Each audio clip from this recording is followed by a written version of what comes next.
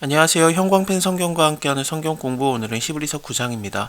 첫 언약에도 섬기는 예법과 세상에 속한 성소가 있더라.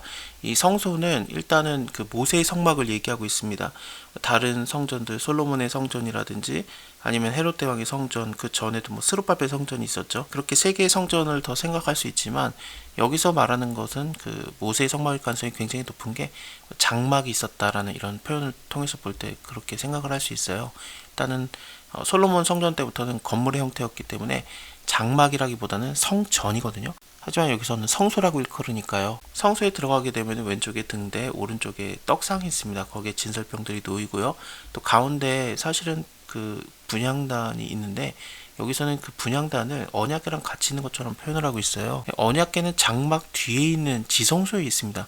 그 휘장이 있고 거기 둘째 휘장이라고 여기 표현이 되고 있는데 그 휘장을 지나가게 되면은 지극히 거룩한 장소 지성소에 언약궤 하나 딱 있거든요. 근데 그 언약궤만 있는 게 아니라 여기서는 금양단까지 표현하고 있습니다. 금양단은 뭐 물론 휘장 근처에 있긴 하지만 금양단은 성소 쪽에 있고 지성소에는 언약궤가 있는 거거든요. 이게 조금 차이가 있는데 어쨌든 예수님께서 십자가에서 죽으실 때 그 휘장이 반으로 찢어지기 때문에 성소에 들어가면 그냥 지성소가 되는 거예요. 왜냐하면은 휘장으로 가려지는 게 없으니까 성소인 줄 알고 들어갔는데 지성소랑 연결이 되어버리니까요. 그렇게 생각하면 큰 문제는 없습니다. 어쨌든 이 지성소 편에는 그 언약궤가 있어요. 거기 안에 만나를 담은 금항아리, 아론의 쌍난 지팡이와 언약의 비석들이 있습니다. 언약의 비석이라고 하면은 하나님께서 직접 적어주신 십계명이고, 이 아론의 쌍난 지팡이는 사실은 쌍만 난 게 아니라 싹이 나고 순이 나고 뭐 줄기가 나고 열매가 나고 그랬었죠. 꽃까지 폈던 거, 살구꽃까지 폈었는데 그냥 편하게 아론의 쌍난 지팡이로 많이 표현을 합니다. 하나님께서 아론을 제사장으로 세웠을 때 그때 좀 지나고 나서 사람들이 들고 일어났어요. 우리도 좀 높은 사람이 되게 안 되겠냐 그러면서 들고 일어나니까 하나님께서 그럼 각 지파에서 각각 지팡이 하나씩 가지고 와라. 지팡이에다가 이름을 써라. 아론은 레위지파 소속이거든요. 그래서 레위지파에서는 아론이 있습니다. 하나님께서 내가 세운 자에게 지팡이에게 일을 이루시겠다 그러면서 싹을 나게 하겠다 그러는데 싹만 난 게 아니라 뭐 열매와 꽃까지 핍니다. 그게 아론의 쌍난 지팡이거든요. 생각을 해보면은 너희가 그를 인정하지 않을지라도 내가 그를 지도자로 세운 거 맞다.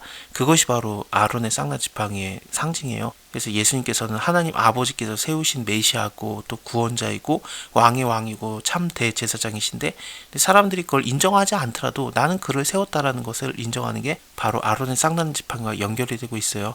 사실 언약궤 안에 들어가는 모든 것들이 예수님과 연관이 있어요. 아론의 쌍난 지팡이라든지 내가 그를 세웠다라는 상징, 또 그 만나를 담은 항아리니까 하늘에서 내린 떡, 내가 참 떡이다, 뭐 그런 식으로 예수님께서 요한복음에서 표현을 하시죠. 또 십계명은 하나님께서 쓰신 거니까 말씀이신 예수 그리스도와 다 연관이 있습니다. 언약궤는 그 뚜껑이 있는데 그것을 속죄소라고 부릅니다. 속죄소를 덮는 속죄소 뚜껑 위에 그룹들이 있는데, 그룹이라는 게 뭐냐면은 천사의 모양을 얘기해요. 그래서 그 천사의 모양이 서로 날개를 펴고 있고 그 날개와 날개 사이에서 내가 너를 만나주겠다. 이스라엘 자손에게 말할 것을 내가 너에게 말하겠다. 그렇게 얘기를 하셨는데, 그래서 하나님께서 만나주는 것과 또 임재의 상징, 또 말씀을 주시는 것, 그런 것들을 상징하는 게 바로 속죄소의 개념입니다. 이런 것들에 대해서 내가 낱낱이 말할 수 없노라. 근데 제가 지금 다 낱낱이 말씀을 드렸네요. 이 모든 것을 이같이 예비하였으니 제사장들이 항상 첫 장막에 들어가 섬기는 예를 행하고 오직 둘째 장막은 대제사장이 홀로 1년 1차씩 들어가되 피 없이는 아니하나니 이 피는 자기와 백성의 허물을 위해서 드리는 것이다. 레위기를 보면은 그 제사장 혼자의 죄가 백성 전체의 죄월이 되었다라는 것으로도 표현이 됩니다. 그래서 속죄제를 꼭 드리게 돼 있는데 이렇게 제사장이 자기 스스로의 죄를 위해서도 드려야 되고 그것이 또한 백성의 허물을 위해서 드리는 것이기도 해요. 그래서 이렇게 드리고 나서 대제사장이 둘째 장막, 그러니까 지성소에 들어가게 되는 거죠. 꼭 대제사장만 들어갔던 거는 아닌 것 같아요. 나중에 뭐 누가복음을 보면은 요한, 세례 요한의 아버지 사가랴가 들어갔을 때 그가 대제사장이었냐? 아니죠. 여덟 번째 반열 아비야의 반열에서 그냥 제비 뽑아가지고 들어갔거든요. 그런 걸 생각해 보면은 대제사장이 들어가든지 아니면은 제비 뽑아가지고 들어가는 제사장이 들어가든지 그렇게 생각할 수 있습니다. 또 모세도 자주 들어갔던 것을 우리가 기억할 수 있겠죠. 어쨌든 성령이 이로써 보이신 것은 첫 장막이 서 있을 동안에 성소에 들어가는 길이 아직 나타나지 않은 것이라. 이 장막은 현재까지의 비유니 이에 의지하여서 드리는 예물과 제사가 섬기는 자로 그 양심상으로 온전케 할 수 없나니 이것은 먹고 마시는 것과 여러 가지 씻는 것과 함께 육체의 예법만 되어서 개혁할 때까지 맡겨둔 것이라.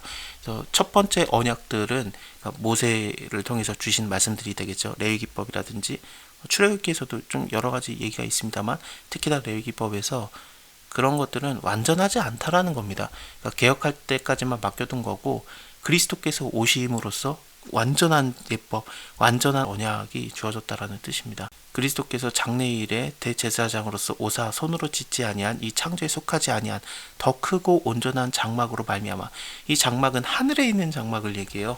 첫 번째 장막은 땅에 있는 것이고 그것은 모형이고 그림자인데 대제사장 예수 그리스도와 연관되는 장막은 하늘에 있는 장막을 얘기해요.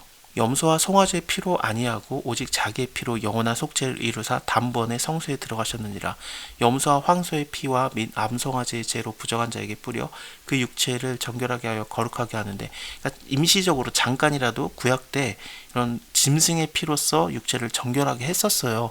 그리고 나서 성소에 들어갈 수 있었는데 하물며 영원하신 성령으로 말미암아 흠없는 자기를 하나님께 드린 그리스도의 피가 어찌 너희의 양심으로 죽은 행실에서 깨끗하게 하고 살아계신 하나님을 섬기지 못하게 하겠느냐. 이를 인해서 그는 새 언약의 중보니 이는 첫 언약 때에 범죄한 죄를 속하려고 죽으사 부르심을 입은 자로 하여금 영원한 기업의 약속을 얻게 하려 하심이라. 그러니까 첫 번째 언약을 훨씬 뛰어넘는, 그러니까 첫 번째 언약은 당연히 모세의 율법이고 이제 두 번째 언약, 두 번째라는 말보다는 새 언약으로 표현을 하고 있어요. 아예 차원이 다른 언약이라는 것을 강조하고 있는 겁니다. 유언은 유언한 자가 죽어야 되나니, 사실 여기서 유언이라는 단어 자체가 언약이라는 단어와 연관이 있는데 잘 번역을 했습니다. 왜냐하면 지금 현재 죽음과 연관을 지어서 예수 그리스도의 죽은 후에야 이것이 효력을 발휘한다고 나오면서 언약보다는 유언이라는 말이 좀 더 이해하기가 편하죠. 그래서 한글 성경에서는 유언으로 표현을 했습니다. 유언은 유언한 자가 죽어야 되나니 유언은 그 사람이 죽은 후에야 경고한즉 유언한 자가 살아있을 때에는 언제든지 효력이 없느니라. 이러므로 첫 언약도 피 없이 세운 것이 아니다. 모세가 율법대로 세운 계명, 그런 언약도 백성에게 말한 후에 송아지와 염소의 피와 및 물과 붉은 양털과 우슬초를 취해서 그 책과 온 백성에게 뿌렸다. 그리고 말한 게 하나님이 너희에게 명하신 언약의 피라라고 하는데, 이거 출애굽기 24장이거든요. 모세가 그 피를 취해 백성에게 뿌려 가로되 이는 여호와께서 이 모든 말씀에 대해서 너희와 세우신 언약의 피라라고 했고, 예수님께서는 그 성만찬 때, 마지막 만찬 때 이것은 죄사함을 얻게 하려고 많은 사람을 위해서 흘리는 바 나의 피, 언약의 피라라고 해서 예수께서 죽으시기 직전에 하셨던 말씀과 연관이 있어요. 여기 우슬초를 취해가지고 백성에게 뿌렸다라는 거는 사실 출애굽기에서 없는 말이에요. 우슬초로 취해가지고 하는 것은 정결케 하는 것밖에 없습니다. 민수기 19장에서 그 1세대들을 하나님께서 다 멸하겠다라고 하고 그 12명이 가데스 바네아에서 출발해가지고 그 가나안 땅을 정탐하고 온 다음에 완전히 신앙이 무너지잖아요. 뭐 2명 여호사 갈렙은 괜찮았지만 나머지는 다 무너져서 하나님께서 그 여호사 갈렙을 제외하고는 모두가 다 가나안 땅에 들어가지 못하게 하겠다라고 하나님이 말씀하셨거든요.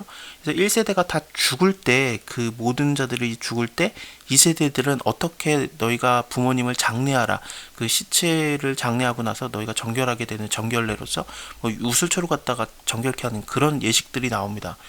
그리고 또 나오는 게 뭐냐면은 레위기 14장에서 13장은 문둥병에 대한 규례고 14장은 문둥병 환자가 나았다라고 판단이 되면은 그를 정결하게 하는 규례에서 우슬초를 취하는 게 있거든요. 생각해보면은 문둥병 환자라든지 시체로 인해서 부정해진 거라든지 그것을 정결하게 하는 게 우슬초예요.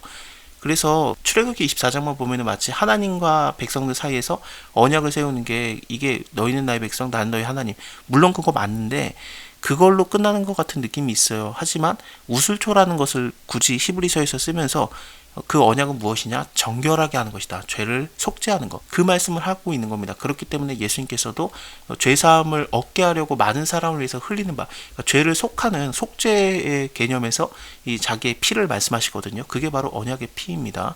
또한 이와 같이 피로써 장막과 섬기는 일에 쓰는 모든 그릇에 뿌렸느니라. 율법을 쫓아서 거의 모든 물건을 피로써 정결케 되나니 피 흘림이 없은즉 사함이 없느니라. 그러므로 하늘에 있는 것들의 모형은 이런 것들로서 정결하게 할 필요가 있었으나, 땅에 있는 것들을 얘기하는 겁니다. 하늘에 있는 것의 모형은 그냥 땅에 있는 모세가 만들었던 것들이니까. 그렇다면 하늘에 있는 것들은 어떻게 하겠습니까?